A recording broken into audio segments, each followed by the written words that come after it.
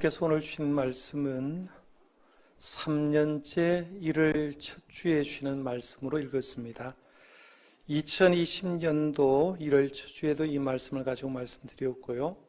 지난해도 이 말씀을 가지고 말씀드렸고 올해도 3년째 똑같은 말씀으로 이제 본문을 삼았는데 이 오늘 본문 말씀은 예수님의 공생 사역 방향을 알려주는 아주 귀한 말씀입니다. 예수님의 공생의 삶을 한마디로 얘기하면 구약에서 있었던 희년 사역과 같았다라고 얘기를 할 수 있습니다. 예수님이 하신 말씀은 이사야 61장 1절 말씀과 2절 말씀에 근거를 두고 예수님은 회당에 있던 그 이사야서의 말씀을 달라고 해서 이 부분의 말씀을 알려준 걸 보게 됩니다. 이사야 61장 1절에서 2절 말씀을 제가 한번 읽어드리겠습니다. 주 여호와의 영이 내게 내리셨으니 이는 여호와께서 내게 기름을 부으사 가난한 자에게 아름다운 소식을 전하게 하려 하심이라. 나를 보내사 마음이 상한 자를 고치며 포로된 자에게 자유를, 갇힌 자에게 노임을 선포하며 여호와의 은혜의 해와 우리 하나님의 보복의 날을 선포하여 모든 슬픈 자를 위로하되라는 말씀이 이사야 61장 1절에서 2절 말씀입니다. 예수님은 회당에서 이 말씀을 인용하시면서 2절 말씀까지 전부를 인용하지 않고 2절 말씀 앞부분까지만 인용하셨던 걸 보게 됩니다. 이사야 61장 2절 말씀에 보면 여호와의 은혜의 해와 우리 하나님의 보복의 날을 선포하여 모든 슬픈 자를 위로하되라는 말씀이 있는데 예수님이 인용하기는 여호와의 은혜의 해까지만 딱 인용을 하는 거죠. 그러니까 오늘 본문 말씀에 보면 19절에 주의 은혜의 해를 전파하게 하려 하심이라 하였더라라고 마무리를 합니다. 그렇게 말을 하고 책을 덮은 다음에 21절에 보면 이 글이 오늘 너희의 귀에 응하였다라고 얘기를 하고 선언을 해버립니다.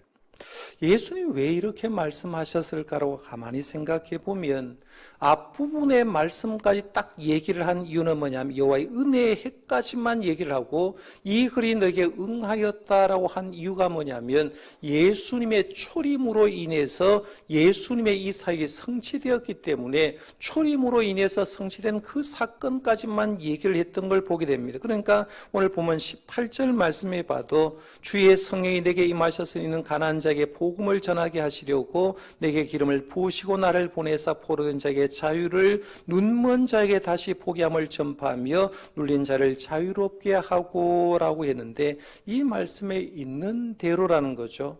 예수님의 권능, 파워는 어디에서 나왔느냐 보니까 말씀이 주의 성령이 내게 임하였기 때문에 성령 안에서 파워가 나온다 했죠.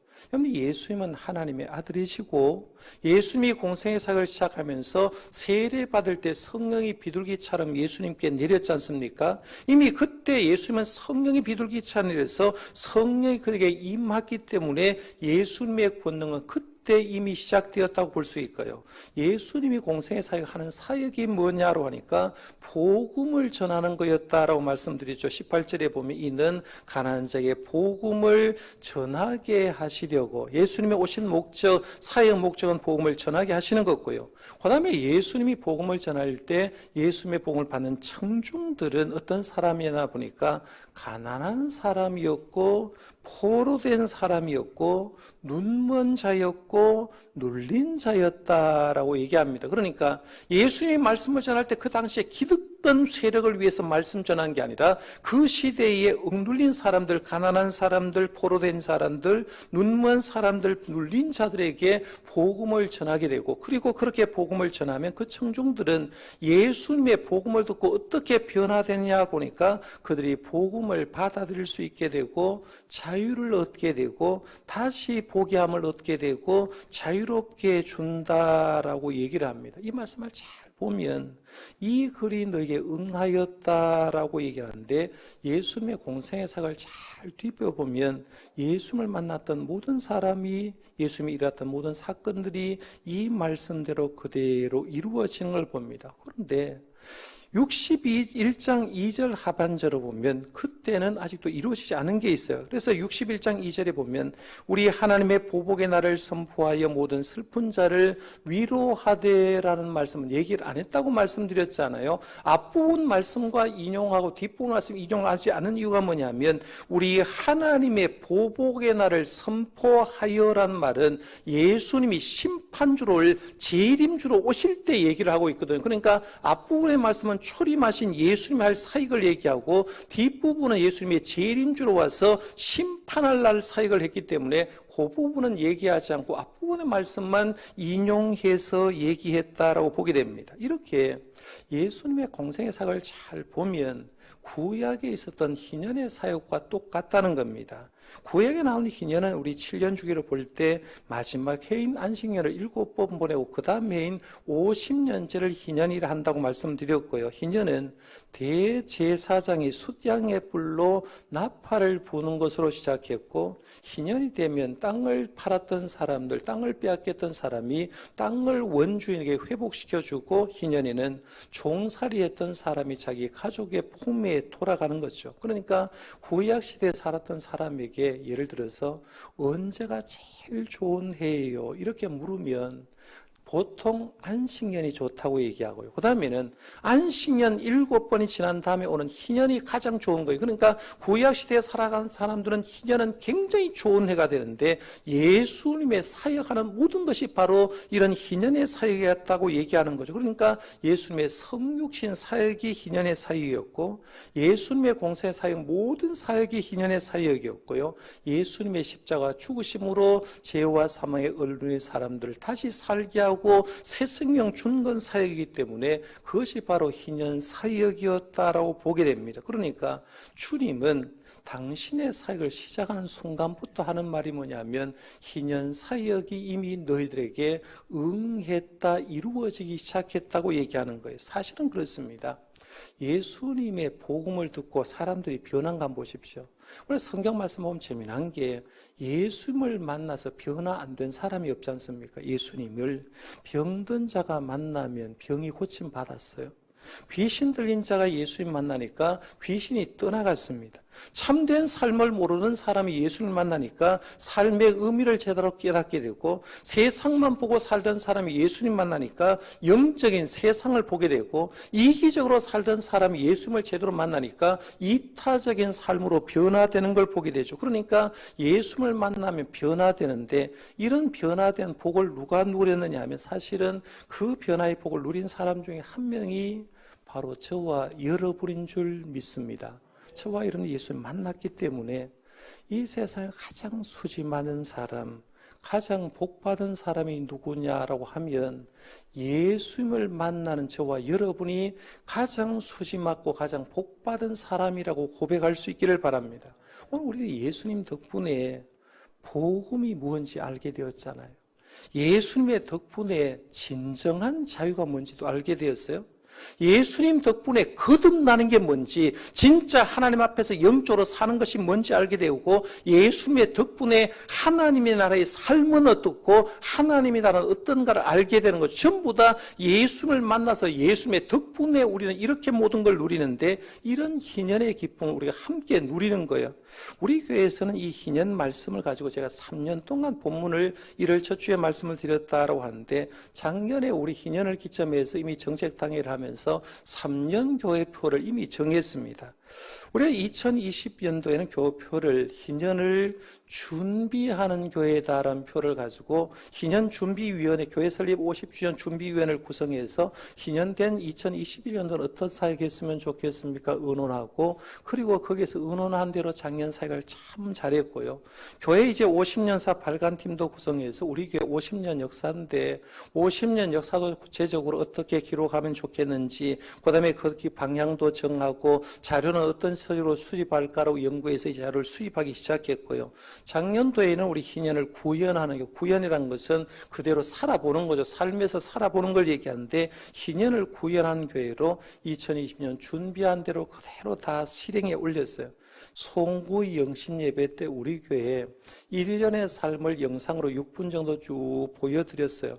모든 것이 잘 진행되었어요. 한 가지 못한 건 성지순례만 못했습니다. 코로나 때문에 성지순례를 못했는데 이 성지순례도 코로나가 조금만 잠잠하면 다시 모집을 하고 내년도 봄쯤 4월 달쯤에 다시 터키, 그리스, 로마 쪽으로 갈 계획을 하고 있고 그걸 이제 추진할 예정인데 그렇게 알고를 계시기를 바라고요. 다 했습니다. 교회 50년 사도 이제 연말부로 거의 탈구가 끝나서 이제 인쇄소와 교섭 작업을 하면 부활절 무렵이면 아마 50년사가 나오지 않을까 이런 생각을 해봅니다. 이렇게 해서 이제 희년을 구현한 교회의 사역을 다 마쳤고 올해는 희년 사역 3년 차로 새로운 희년을 향해 출발하는 교회란 이런 표를 미리 정했습니다. 새로운 희년을 향해 출발하는 교회 표니까요. 한번 해봐야 되겠죠. 그렇죠? 제가 선창하면 여러분이 우리 교회 표가 뭐냐라고 물으면 새로운 희년을 향해 출발하는 교회다라고 얘기할 정도가 돼야 됩니다. 제가 선창하니까 한 2번 정도 따라해 주시길 바랍니다. 새로운 희년을 향해 출발하는 교회. 새로운 희년을 향해 출발하는 교회. 예, 감사합니다. 이제 50년 희년 사역까지 다 했고 지금부터는 뭘 하느냐면 새로운 교회 50년씩 100년을 앞두고 이제는 출발하는 교회의 선상에서 뭘 해야 될까 일하려고 합니다. 제가 설교를 준비하면서 지난 50년을 도표를 한번 만들어 봤어요. 그냥 한번 보십시오. 우리 교회는 제가 오기 전에 5분의 선임 담임 목사님이 계셨죠. 지금 돌아가셨습니다. 이한 목사님이 교회를 개척하셨고 그 뒤로 황주령 목사님, 김시성 목사님, 임강명 목사님, 김영호 목사님까지 5분이 우리 교회 30년 역사를 책임지고 교회를 잘 섬겨왔습니다. 저는 우리 교회 30년 역사 때 부임해서 이제 50년까지 20년을 제가 책임져서 교회 5분의 1을 제가 책임졌다고 볼 수가 있고 오늘 드디어 이제 50년을 향해 새롭게 출발하는 교회가 되었습니다. 50년 역사를 가만히 보면 그 위에 누가 계셨냐 하면 예수님께서 우리 교회의 머리가 되시고 예수님께서 우리 교회에 함께 하셨습니다. 30년 동안 아마 목회 생활을 하고 또 성도님들 신앙생활 하면서 20년 뒤에 그 전에 오신 분들은 그 전에 사람들 잘 모르겠지만 그 전에서 신앙생활 했던 분들 가만히 생각해 보면 그때 나름대로 은혜 받았을 때가 굉장히 많을 겁니다. 30년 동안에도 은혜롭고 행복하게 믿음 생활 잘했던 때도 있고요. 때로는 교회가 갈라져서 힘들 때도 있었을 겁니다. 그래서 믿음 생활하는 게 이렇게 힘드냐라고 말하면서 교회를 위해서 눈물로 기도했던 성도님들이 굉장히 많을 겁니다. 그런데 아픈 만큼 성숙해진다고 우리 교회 30년 동안 참 아파도 보고 교회가 갈라져 보니까 교회 공동체가 하나 되는 게 얼마나 귀한 줄 알고 제가 부임하면서 성도님이 하나 되어서 교회를 잘 섬겼더니만 이제는 어느 교회보다 탄탄한 교회가 돼서 이제 50년 사역을 마치고 출발했는데 돌아보면 이런 거예요. 50년 세월에 누가 함께 했냐라고 보면 예수님이 우리 교회에 함께 한 줄 믿으시길 바랍니다. 때로는 함께 하면서 주님이 지금 미소 짓고 우리 교회를 내다보지만 때로는 우리 교회를 보면서 힘든 표정도 했을 때가 있을 거고 아프다는 표정도 했을 거다라고 생각해보고 출발선에서 어떻게 출발하는가 생각하는 겁니다. 우리 교회는 이제 새롭게 50년 이제 출발한 교회가 되었는데요. 마치 마라톤 선수가 준비 운동을 열심히 하고 또다시 42.195km를 달리는 선수처럼 이제는 50년 스타트 라인에서 우리가 출발해서 교회 앞으로 50년을 이제 살아가야 됩니다. 100m 달리기 선수가 100m를 달릴 때 이미 준비 운동을 다 끝냈습니다. 준비 운동을 다 끝내고 100m 달리기 선수가 준비를 하기 위해서 출발선에서 심판의 총소리를 듣고 준비하는 것처럼 오늘 우리들도 50년을 향하여 출발하기 위해서 준비하고 있다는 겁니다. 그때 50년 사역을 우리가 준비하면서 생각하는 건 이런 거예요. 지난 50년 누가 함께 했지? 교회 머리는 누구지? 교회의 주인은 누구지라는 걸 항상 생각해야 돼요. 제가 50년 도표를 만들면서 제일 위에다가 예수님이라고 쓰고 예수님의 사진을 올려놓은 이유가 뭐냐면 지난 50년 세월도 교회가 평안했을 때는 교회 주인이 예수님이라고 생각했을 거예요. 교회가 문제가 없을 때는 교회 머리가 누구냐 했을 때 교회 머리가 그리스도라고 얘기했을 거예요. 그런데 교회가 때로는 문제가 있고 힘들 때는 교회 주인이 누구냐, 목사가 주인이야, 장로가 주인이야 하면서 사람의 이름이 언급될 때는 항상 교회가 문제가 생겼을 때가 굉장히 많다는 거예요. 언제나 제가 늘 염두에 둬야 될 게 뭐냐면 교회 주인 물으면 교회 주인은 예수님입니다. 교회의 머리는 누굽니까? 라고 말하면 예수 그리스도가 교회의 머리라고 신할 수 있기를 바랍니다. 이게 혼돈스러워져 버리면요 항상 문제가 생깁니다. 여러분, 교회가 문제가 있고 힘든 교회 가만히 들어가고 병든 교회 들어가 보면 예수님이 주인이 아니라 사람이 주인 된 교회는 항상 시끄러울 때가 굉장히 많다는 거예요. 그러면 성도들이 굉장히 아픈데 우리 새로운 희년을 향해 출발하는 교회가 되기 위해서 항상 예수님이 머리다라고 생각하고 꾸려야 되고요. 그 다음에는 우리 교회가 구성하는 목적이 뭔지를 분명히 알아야 됩니다.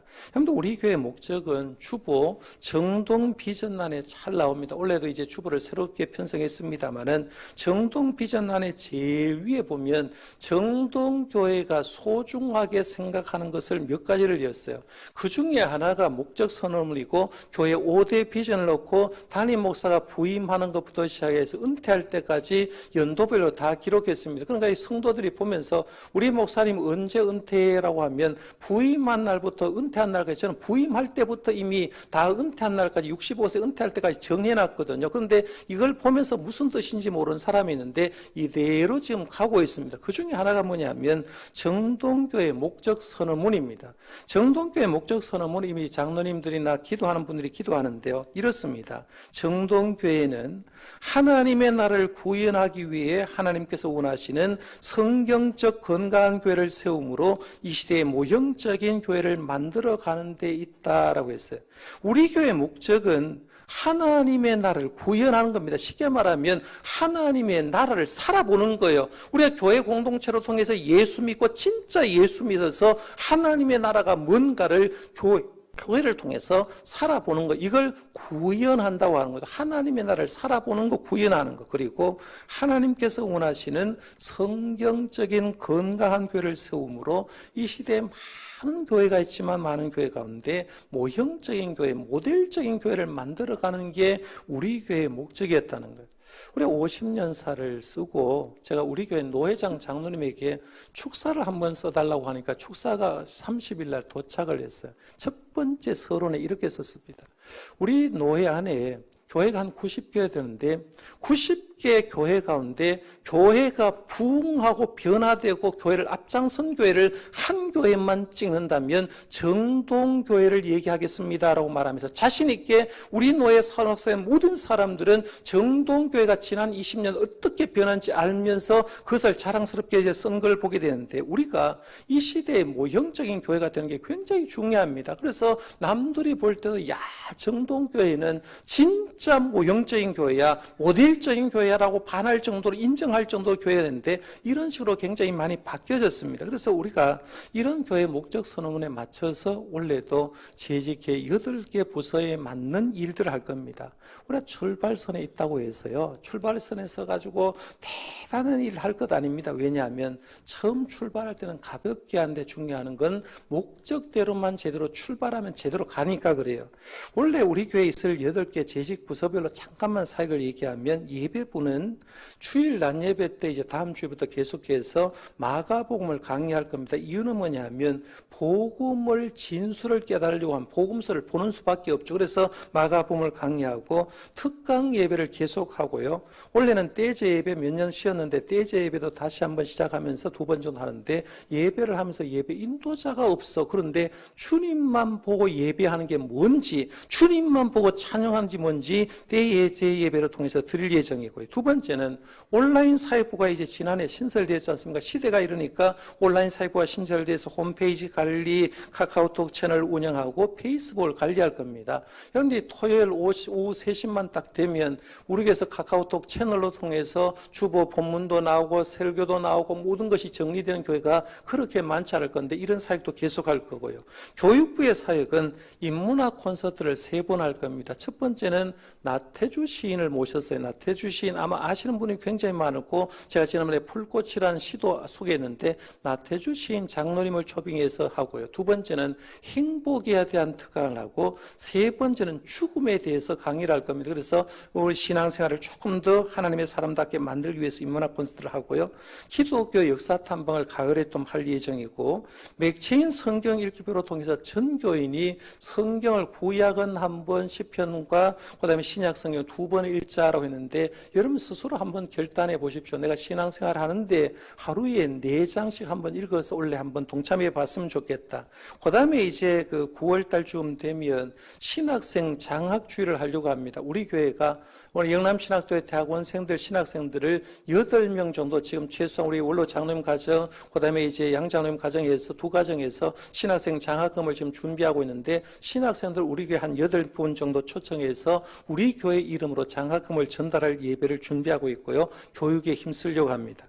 그 다음에 전도부를 중심해서는 지금 교구장 8분이 바뀌어서 구역장 중심으로 재편되었고 남선교회도 3개에서 4개로 확장되었습니다. 그래서 코로나로 인해서 좀 힘들지만 확장했고 전도대도 조금 조용하면 전도대 운영하려고 합니다. 그 다음에 선교부에서 이제 주장하는 사역은 제가 이미 광고를 말씀드렸습니다만은 힘든데 제가 성도들 보고 놀라는 게 뭐냐면 작정을 하는데 코로나 통해서 힘들면 작정 금액도 줄 것 같은데 선교헌금, 장학헌금을 합쳐보니까요 작년보다 2천만 원이 더 나왔어요. 우리가 별도 예산으로 선교 장학헌금과 예산이 9천만 원이 넘게 작정돼서 얼마나 감사한지 모릅니다. 이렇게 해서 이제 그분들이 낸 선교헌금을 통해서 해외에 월 282만 원을 지원하고요, 국내에 270만 원 지원돼서 주보에 밝혔습니다만은 매월 총 552만 원을 지원합니다. 그리고 그 외에도 이제 미자립교회 우리가 후원하는 목사님들 모셔서 말씀도 듣고 후원하기 위해서 좀 물질도 하고 도와드릴 계정이고, 해외 건축행도 오늘도 이제 손점희 권사님이 한 개처 예배당 헌금을 드렸는데 현재까지 56개 예배당 헌금이 나갔고요. 지금 현재 4개 예배당 헌금이 교회에 비축되었고 오늘 1개 예배당 헌금이 더 들어왔습니다. 그러면 연말쯤 되어서 아무 일 없이 순차적으로 진행되면 올해 연말에 지금까지 들어온 헌금만 해도 우리 교회 이름으로 61개 해외 예배당이 건축됩니다. 놀랍지 않습니까, 여러분? 놀라운 교회예요, 여러분. 굉장히 대단한 일을 하고 있어요. 그 다음에 재정부에서는 교회 우리 장단기 사역을 위해서 재정을 준비하고 있고, 어려운 저도 이제 예결산을 하겠습니다만 거의 100% 예산이 달성된 것 참 감사하다 생각되고요. 7번째는 우리 친교 봉사부에서는 뭘 하느냐 하면 성탄절 사랑 나눔 행사를 조금 더 하기 위해서 저금통을 드리려고 합니다. 언제 드리냐면 구정 쉬고 2월 달 첫 주쯤 돼가지고 사랑의 저금통을 드리면 요즘 동전 잘 안 쓰잖아요. 동전이 생긴 걸 거기에 다 모아서 성탄헌금 할 때 성탄헌금도 드리고 동전 저금통도 드려서 이걸 전액으로 쓰려고 합니다. 올해도 제가 광고했습니다마는 639만 원이 사랑 나눔 행사에 들어갔는데 헌금뿐만 아니라 동전 모으기로 통해서 어린아이들도 생명해서 어려운 가정에 구제하는 데 힘쓰려고 하고요. 그 다음에 이제 다문화권 사람들도 계속 섬기고, 혼자 사는 성도님들 생일 되면 적적해서 교회에서 우리 교구장님, 구역장님하고 지도교역자가 생일도 같이 해서 한번 케이크도 해보면서 즐기는 그런 시간을 준비했습니다. 그 다음에 8번째 관리부는 이제 교회 관리하고 교회 차량을 구입하기 위해서 준비하는 그런 사역을 했는데요. 그 외에도 원래 새롭게 시작한 게 뭐냐면 당회를 열린 당회를 한 해에 한 3번 정도 하려고 합니다. 여전도의 남선교회 교육부의 이제 대표를 모아내서 우리 교회 하고 싶은 모든 얘기를 한번 들어보려고 합니다. 그래서 당회는 이렇게 꾸려가고 교회를 위해서 이렇게 걱정하는 걸 보여주면서 교인들의 소리를 한번 소통을 드려보려고 하니까요. 이런 걸 하는 교회가 많지 않아. 그 영남신학대 교수님이 이런 것이 필요하다고 해서 제가 이렇게 한다니까요. 너무 놀랍다라고 하면서 앞서가는 교회라고 제가 칭찬을 들었는데 우리가 신앙생활 하면서 이런 거예요. 성도니 꼭 하고 갖고 있는 게 아니라 내가 하고 싶은 것이 재직회 부서의 장로님을 통해서 담임 목사한테 들리고 우리가 이걸 함께 고민하고 함께 교회를 만들어가면 그야말로 진짜 좋은 교회가 되는데 이런 교회로 만들어 가려고 합니다. 이렇게 재직회 8개의 부서 목적대로 하다 보면 어떤 교회가 되어 있을까요? 성경적인 건강한 교회가 되어 있을 줄 믿습니다. 하나님의 뜻대로 하다 보면 교회는 건강할 수밖에 없는 거예요. 그래서 이 사역에 여러분이 한 마음으로 동참해 주길 바랍니다. 지금까지도 잘하고 계시는데 올해도 했으면 좋겠고요. 올해는 이제 주제도 있지만 부제를 하나 선정했어요. 부제가 뭐냐면 복음으로 교회를 새롭게 세상을 이롭게라는 부제입니다. 부제는 사실은 우리 총회 주제입니다. 총회에서는 전 우리 교단 산하 9,000개 교회가 이렇게 표를 정했으면 좋겠다고 하는데 우리는 이미 3년 전에 이미 중의했기 때문에 주제를 선정하고 총회 주제를 부제로 해서 복음으로 교회를 새롭게 세상을 이롭게라고 정했는데요. 왜 총회에서 이렇게 정했냐 물으면 딱 하나예요. 코로나 때문에입니다. 코로나가 딱 발생되니까 2월 달에, 지난해 2020년 2월 달에 제가 인도네시아 선교 딱 갔는데 대구에서 소문이 났잖아요. 터졌습니다. 신천지가 터져버렸잖아요. 신천지가 터지니까 문제는 신천지 교회가 기존 교회가 차이를 몰랐지 않습니까? 신천지 터져버리고 그다음에 인터콥 터져버리고 선교가 막 터져버리니까 결국에는 한국교회를 전체로 세상 사람이 도매급으로 넘겨서 교회에는 문제가 있다라고 생각하니까 한국교회의 신뢰도가 많이 떨어졌어요. 기윤실에서 조사한 한국교회 신뢰도를 보니까요. 1년 사이에 32%에서 21%로 11%가 떨어졌고 응답자 중에 30에서 50대 사람들은 한국교회 신뢰도가 20% 미만으로 떨어졌습니다. 큰일 났다 싶으니까 총회에서 부랴부랴 정한 게 뭐냐면 이제는 다시 방법이 없다. 복음으로 돌아가서 교회를 새롭게 하고 세상을 이롭게 하자라고 이렇게 주제를 정했습니다. 첫째는 복음으로 돌아가자는 겁니다. 마가복음 1장 15절에 보면 때가 찼고 하나님의 나라가 가까이 왔으니 회개하고 복음을 믿으라 하시더라라고 했습니다. 그런데 교회가 어떤 교회는 프로그램으로 돌려가는 교회가 있고요.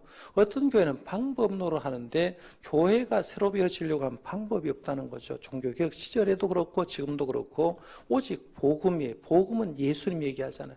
제가 주일 낮 예배 때 마가복음을 강의하는 이유도 그렇습니다. 물론 시절에 맞춰서 우리가 설교를 준비할 수 있지만 우리가 교회 와서 들어야 될 건 예수님밖에 없어요. 예수님 소리 듣고 예수님이 구원 소리 듣고 예수님이 어떤 사역을 했는가만 들으면 되는 겁니다. 그러니까 교회에서 마가복음을 강의하는 일도 복음으로 돌아가기 위해서 복음서를 연구한다고 생각하시면 됩니다. 그 다음에 두 번째가 교회를 새롭게 하자라고 했습니다. 사도행전 2장 47절에 보면 하나님을 찬미하며 또 온 백성의 칭송을 받으니 주께서 구원받는 사람을 날마다 더하게 하시니라 했는데요.